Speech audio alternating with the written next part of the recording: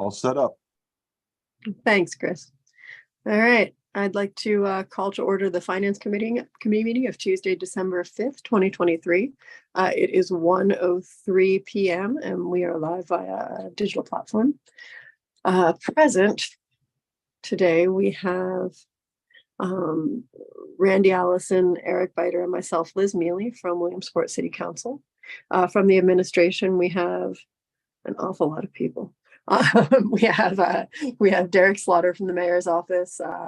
We have Heather Jacoby from finance, Jason Bolt and Justin Snyder from the police department, Peg Woodring and Chris Black, who are both here, I think, just kind of listening in. Chris is running the meeting.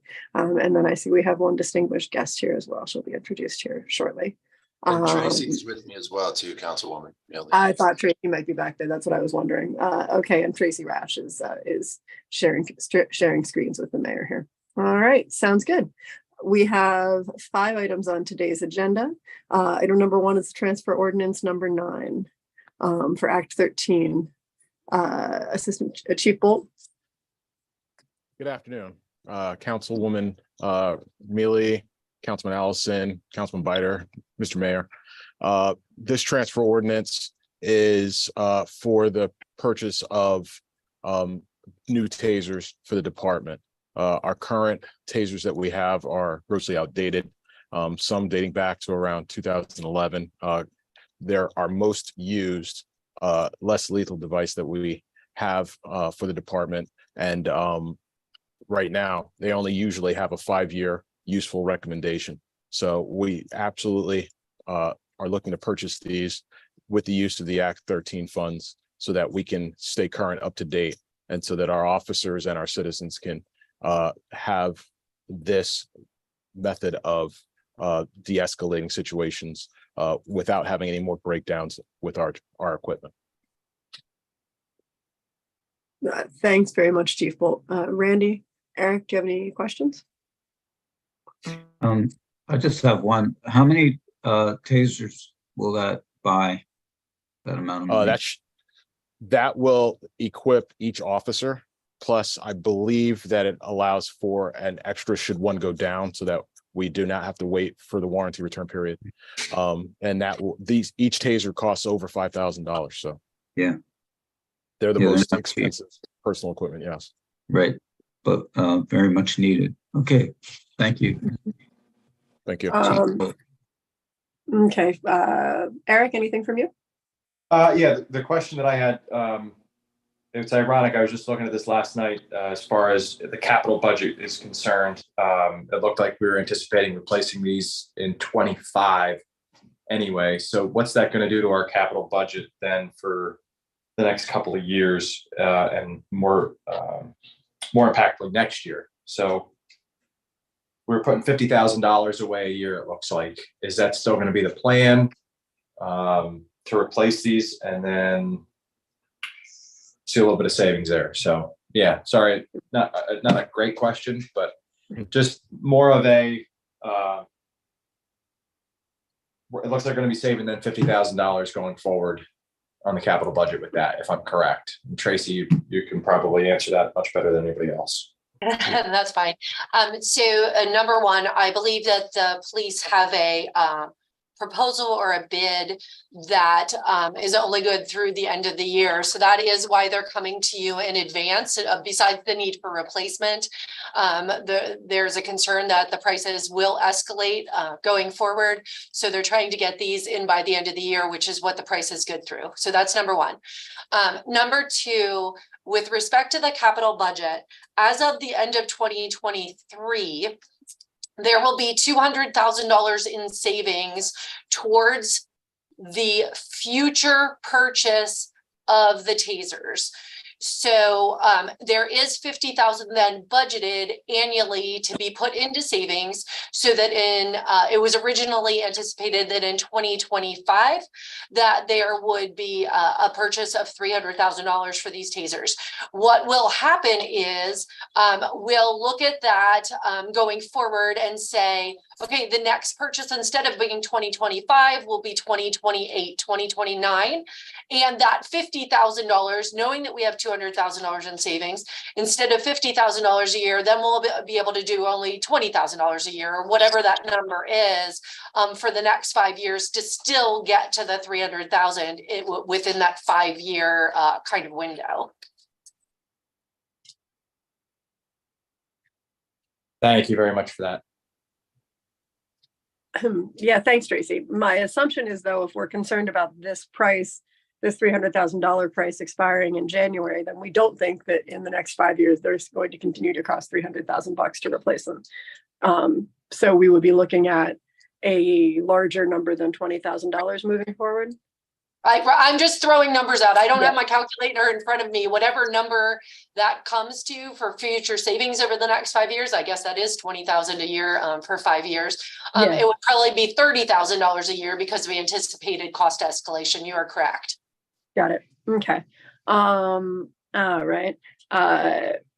Which actually brings me to one real quick follow-up question I have related to the capital budget, which is, can we carry a balance? I mean, obviously we are carrying a balance year over year for the replacement of items.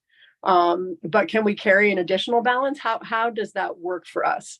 If we were, say, you know, if for instance we had $50,000 budgeted in the capital projects budget this year, and we're carrying that over, we're carrying over more than we would expect to have saved, that's completely legal, right? There's nothing about the nature of the fund that makes it illegal to carry over additional funds over the greater than what we intend to use year over year. Correct, that you can carry over in a capital projects fund, you can carry over funds. And we did track that by department so that we know, for instance, if I don't know, say the police had a $50,000 purchase in 23 and they only spent 40, we took that $10,000 and reallocated it for other projects. Those are the projects in orange that were new this year, because last year it was kind of this our first stab at it. So we did have additional projects that came on. We used the savings from 23 projects to fund the upfront savings on those new items. Got it. And then I guess the corollary to that is you can't have any unallocated savings, correct? So, say that one more time. There isn't like a bottom line in the capital projects budget where you can have unallocated funds. Correct. All of those funds need to be allocated for a given project or purchase. So we did do that. I mean, you could have that as a carryover. We did not do that. We took the savings that were not being used through the end of the year and we reallocated them to extra other projects. But let's say there were no other projects, you could certainly carry that forward and decrease the projected savings over the next couple of years. But we had enough new projects that we could use up that savings.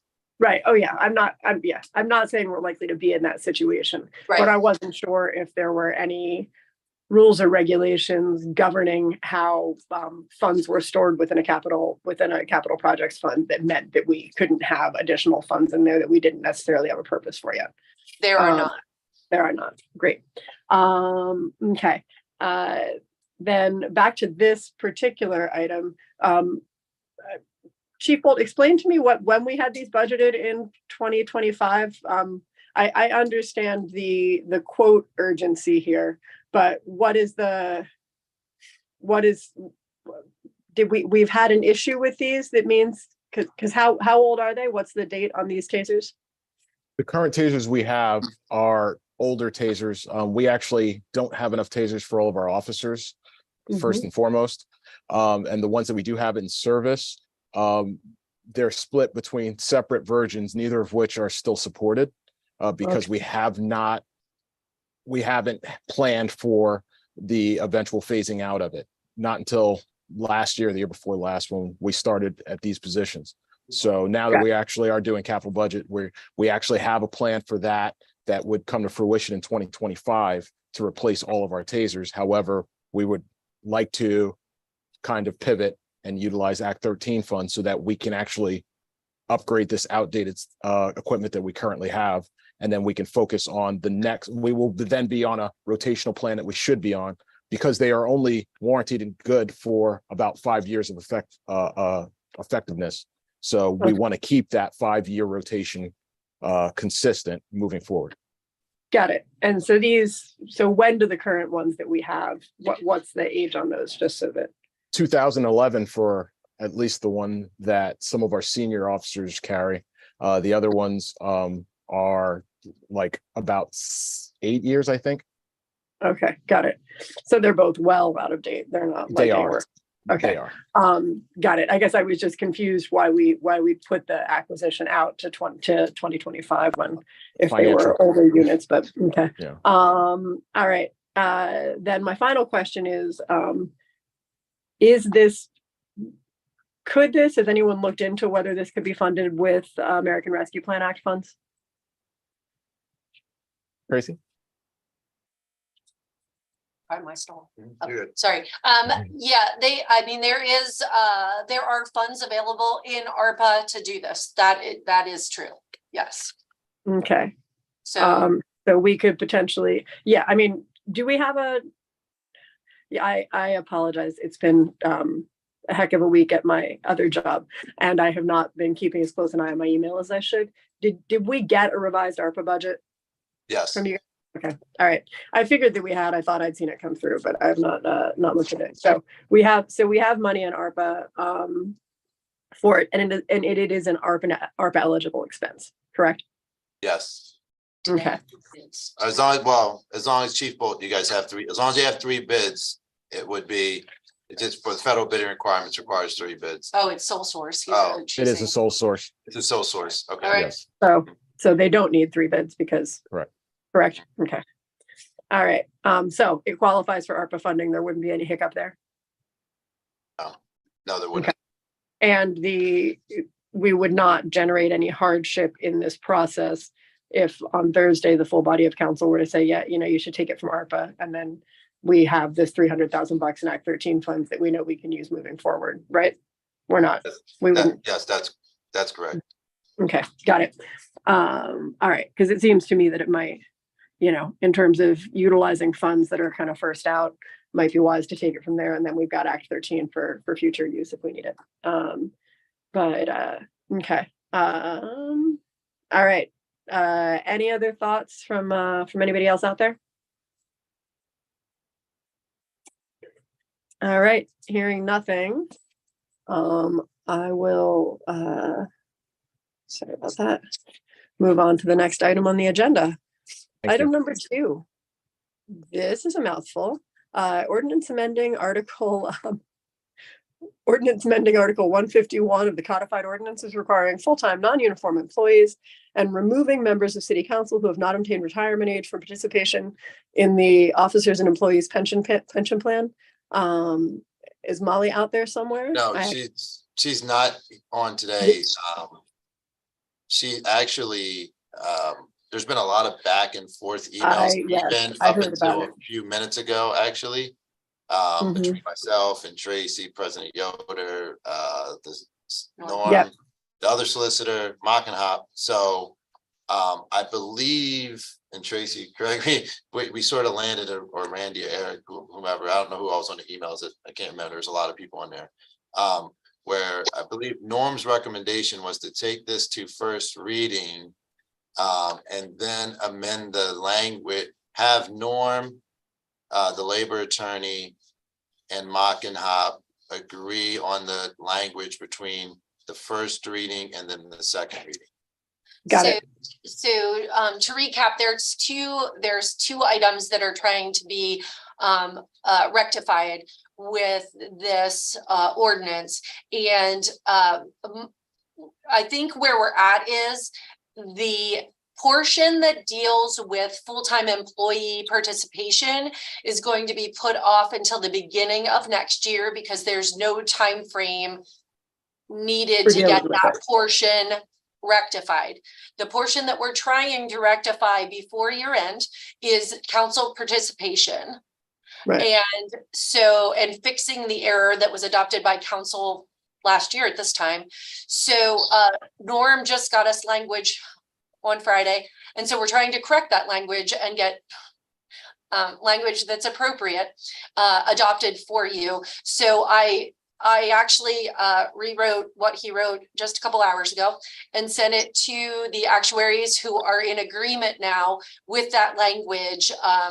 What it does is it's simply saying that council members are no longer going to participate in the plan after whatever date, and that those that are not vested will have the option of taking their accumulated contributions out of the plan. So I sent that to Mock and Hop. They agreed to the language. Now I have to send it to John and get language from him, but we can certainly distribute to you what we have so far. I think we'll be fine. I mean, presumably all of that will have been somewhat taken care of by Thursday. I think we'll be fine to simply I'm review it certainly then. hoping so. So just to be clear, I believe Randy and I are the two who are fully vested. I don't like to claim the term of retirement age. Right. Randy, you may be more comfortable with it. I'm past that. I say fully Okay. vested. Right. So we at this point are in the plan and can't be removed, correct?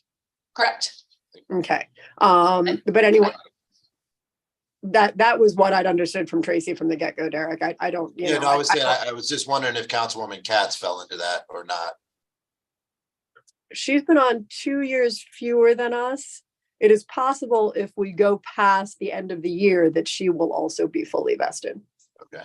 So you know what I mean? This will be 14 years for Randy and I at the end of this year. So she will be 12 years in if we take this past January 1st, I would believe.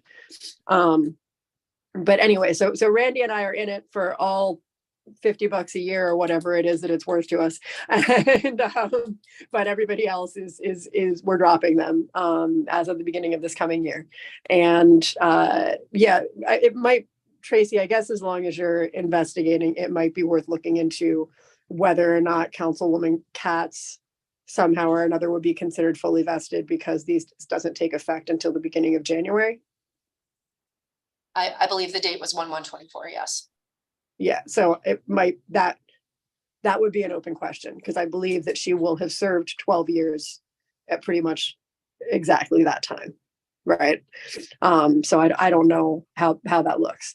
The fact that we made the initial change, which would remove anybody who wasn't fully vested 8 or 9 months ago, would seem to me to mean that she would not be then, but I just don't know.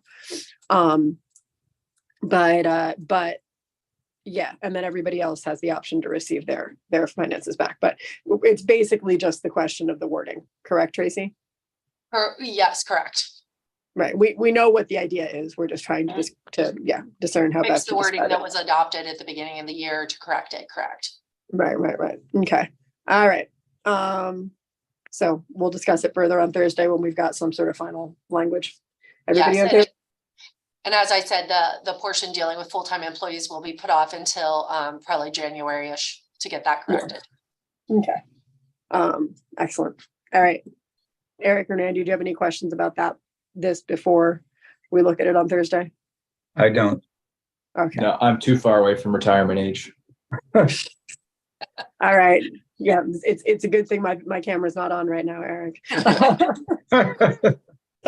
Anyway.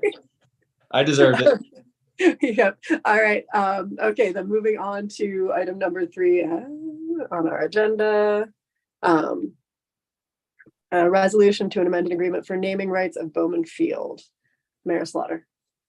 Yes, good afternoon, Councilwoman Mealy, members of finance. This is a pretty simple one. I believe we talked about it briefly at the one council meeting. Muncie Bank was acquired by Journey Bank. And this simply updates and amends the original agreement to reflect that name change, the new name of Journey Bank. So the actual naming rights agreement is not up yet. We're still sort of in the middle of that. So this is just simply to recognize the name change from Muncie Bank to Journey Bank. Nothing else within the agreement has changed. Got it. And I think Bonnie already covered this, but obviously any expenses related to the name change fall under the responsibility of the bank and not the city. So we are literally just changing the name, correct, Eric?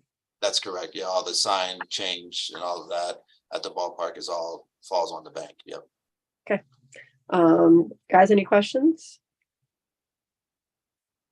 All right. I have none. I just have one. Oh, sure, Randy.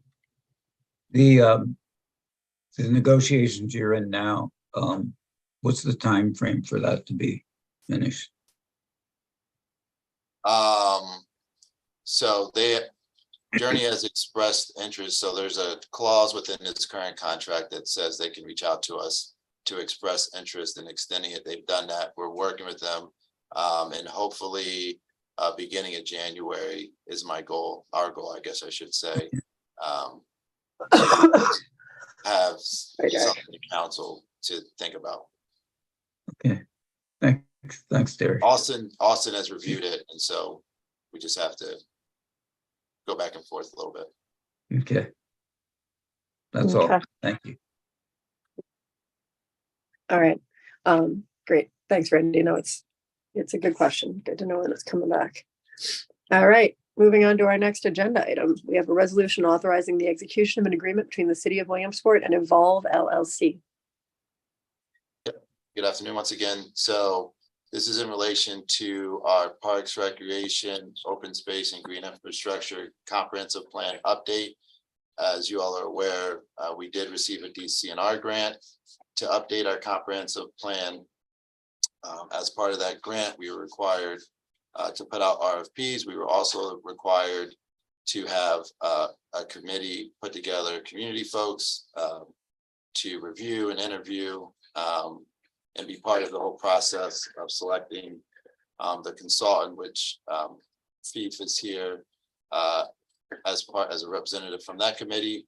She can answer questions on behalf of the committee if there are any from City Council. And so as from that process, or the outcome of that process, the committee made the recommendation to the administration to move forward with Evolve to serve as the consultant to work through the update of our comprehensive recreational plan. This would be a full comprehensive update of all the parks, open spaces, green infrastructure, recreational facilities across the city. And we can go into additional detail, but it would, there's a number of community meetings that are required by DCNR and a bunch of different items. So it'd be it's a very thorough process that's going to take place over the next, let me back up, pending council approval to start in January and will take about 12 months or so for the full update. Got it. Well, yeah, this is a super exciting process to see kicking off here finally. So I think that's first and foremost. It's, you know, we haven't really done a full evaluation of the city's recreation. I don't know that we ever have, correct, Eric? The last one was, I believe, I want to say 2005. And when we were applying, of course, we received some DCNR grants and we would be eligible for some others, but they wanted to see an updated comprehensive plan.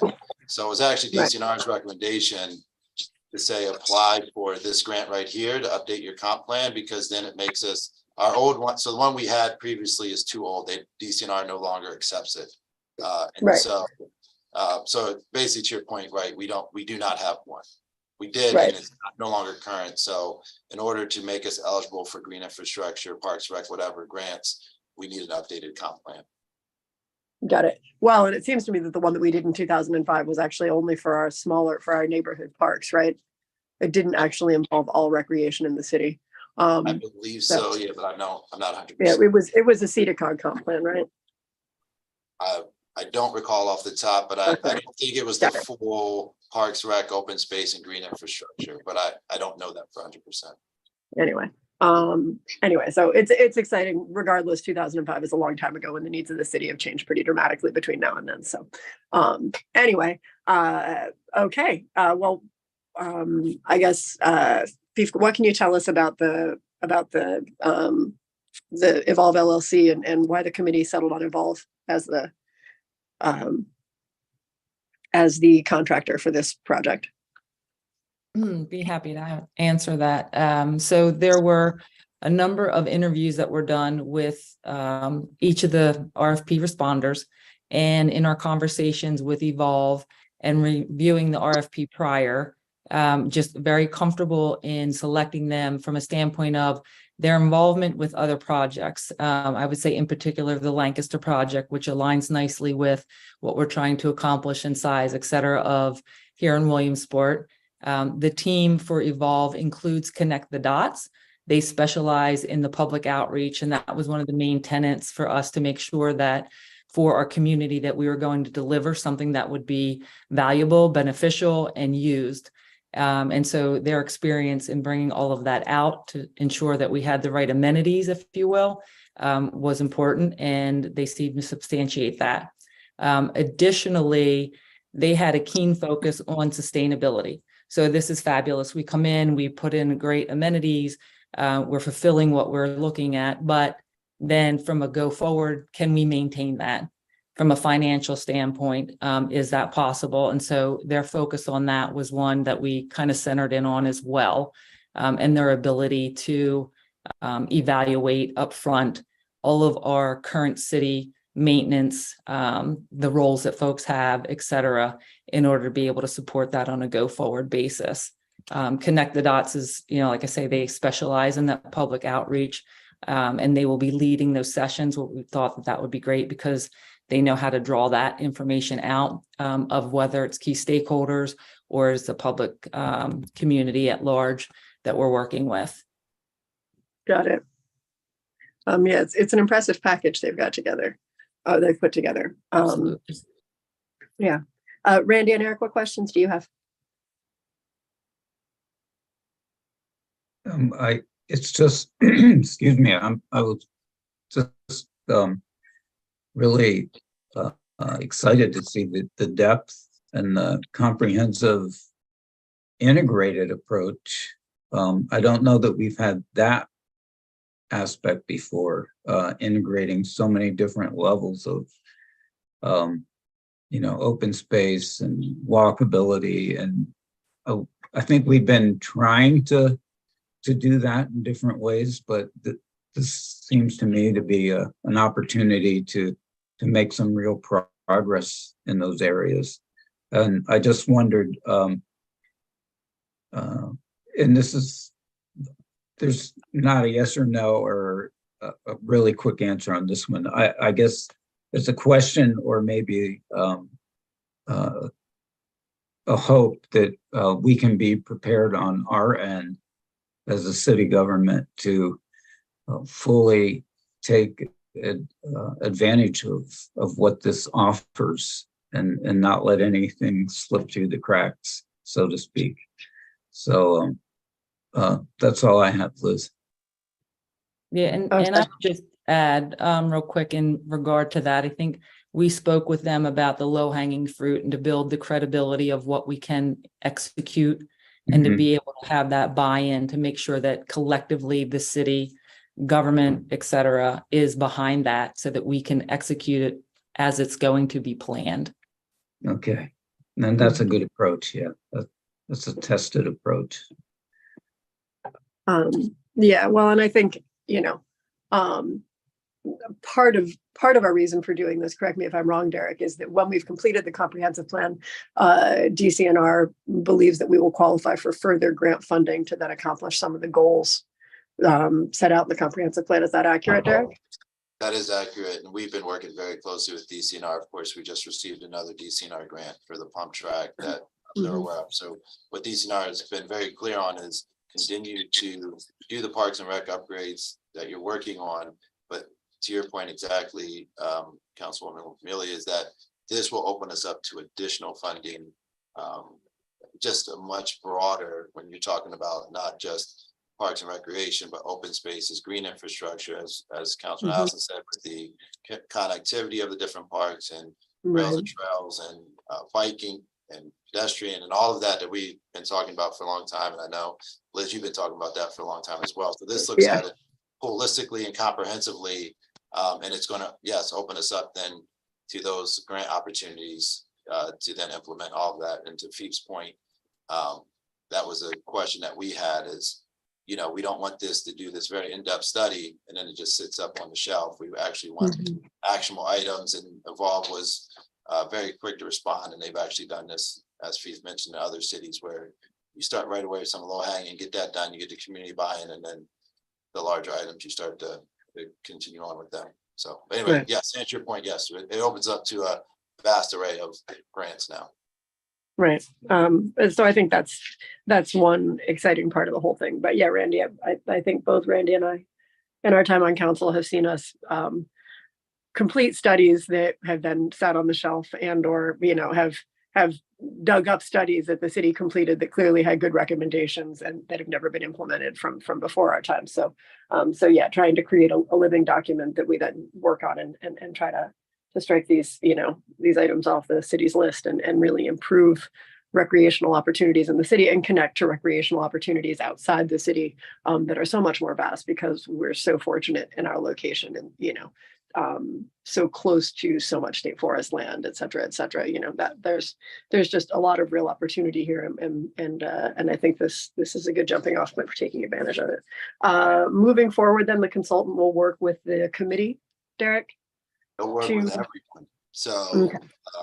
the administration, city council, the committee, the public, key stakeholders. So Evolve, and there's a very, I'll say, rigid time frame that really DCNR likes to, you know, they don't want you to take 2 years on this. The goal is get your not that you're going to rush it, but you know, get the comp plan updated so they can start it. And frankly, it was West Farringer and others. You know, we did Lowe's, we've done some other, and they said, you know, if you had an updated comp plan, you could do so much more potentially. So anyway, so they'll be working, Evolve will work with all of us.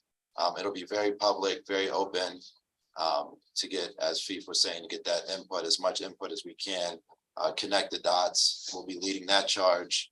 And so, yes, it'll be everyone. So no, not just the committee, but all of us. Got it.